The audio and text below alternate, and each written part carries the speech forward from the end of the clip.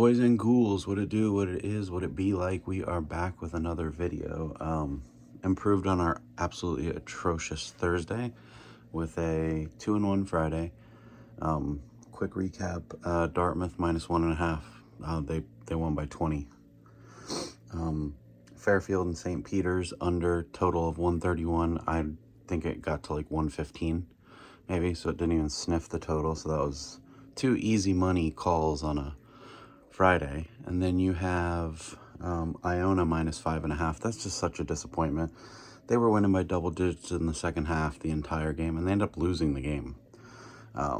They were the far better team. I don't know what happened to them down the stretch, but they couldn't make a shot at home against Ryder. And you lose bets like that sometimes where you're not on the wrong side of it, but the result just ends up that way. So we're back at it on Saturday. I think we got 5 picks that we want to give you guys right now. And then obviously follow us on Twitter. Again, I say this every video, spreads and props. Get over there because we probably will give out more picks today. Just giant slate of basketball on a Saturday in college. There's likely over 75 games today. So plenty of picks out there. The first pick we're going to go with today is one that I love. I was on Purdue against Wisconsin at home -5.5, and I still think that number is good, but what I really like is Purdue's just been scoring the ball at an insane rate. I like their team total over 78.5. I think Purdue scores at least 80 today. It's set at -105, so you get some good value on that. Purdue scored 80 points or more in each of their last 3 home games, including they scored over 90 against USC and Michigan. And while Wisconsin does sometimes like to muck the game up, they're not going to be able to control the pace there. Wisconsin plays a lot of drop coverage, meaning that they set the big down inside and allow pick and roll basketball. And Braden Smith is probably the best in the country at attacking that. They set a high screen and he just comes around the corner, and it's evident by his score line against teams that do that. He's scored like over 20 points like 5 times this year against drop coverage defenses, and that's what Wisconsin likes to play. The total is set pretty high in this game. I think it's 150. So they're expecting points, and with a 5.5 point line, I mean, they already have Purdue scoring, like 77 is really chalky. So, I mean, we're taking them at 79 points. So I really like that one. So that's going to be our first pick. Second pick, we're going to go to the ACC. I am a Florida State fan, big time. But we are not good at basketball, and I don't understand this line being -4 for Clemson. But I'm all over it, and I'll tell you why. Clemson plays tremendous transition defense, and they don't turn the ball over. This is evidence against how they beat Duke, how they stopped North Carolina from scoring any points, and Florida State has no semblance of half-court offense whatsoever. They don't know how to score the ball in the half-court. So they rely on transition and steals to get out and get easy buckets. They just did it against Wake Forest. They were getting smacked by Wake Forest, and they came back and won a game they had no business winning. They're not going to do that against a Clemson team like this. They're just not going to score enough points. Because Clemson plays defense and doesn't turn the ball over, so Florida State can't get out and run and get any points. So while this game should be low scoring relatively, I think the total is 143. Clemson with 4 points I like. I think Clemson wins this game by like 7 or 8. So that's going to be our second pick, Clemson -4. Third pick, I'm going to go to one of the hottest teams in the country. I jumped off another pick I liked, but not as much as this one, because this one is just, it's glaring at me, and it's going to be a close game. So 4 points with the home team is good to have. We're going to go with George Mason against St. Joe's.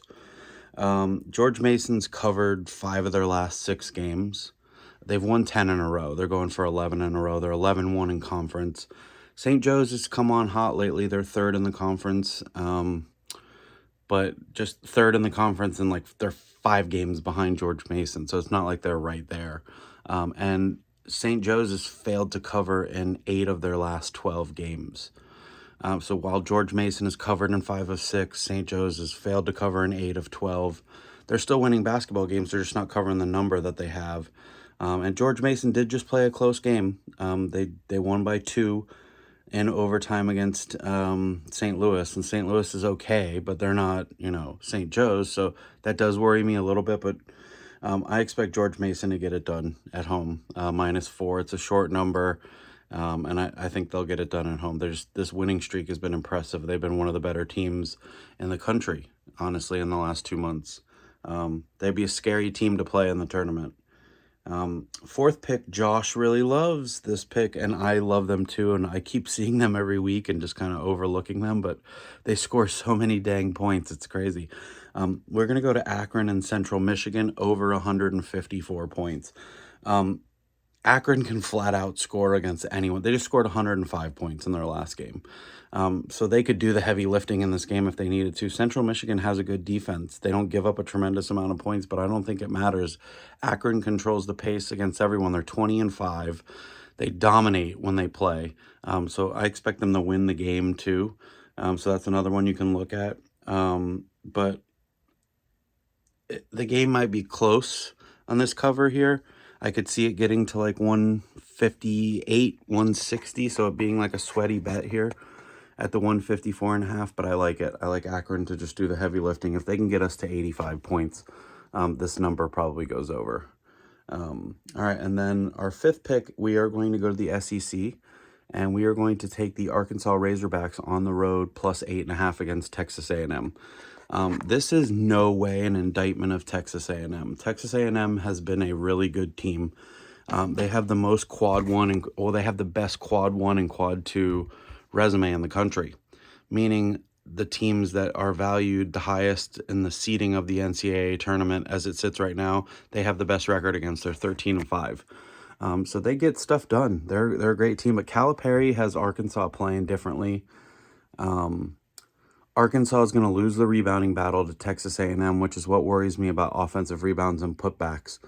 But Arkansas likes early offense. They want to get out and run a little bit, and Texas A&M, they're not equipped to get back in transition. That's not how they play. They want to play a half-court, slow-it-down game, and the total kind of reflects that. The total's 140 in this game, so they think that it might be a little bit lower scoring.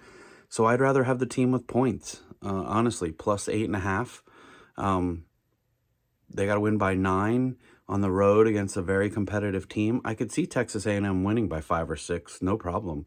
But 9, I like it because that's kind of around the fringe where you stop fouling, you know, when you're down by that many points. So if the game is competitive at the end, I could definitely see both teams trying to score still and keeping it within that number. So quick recap on the video.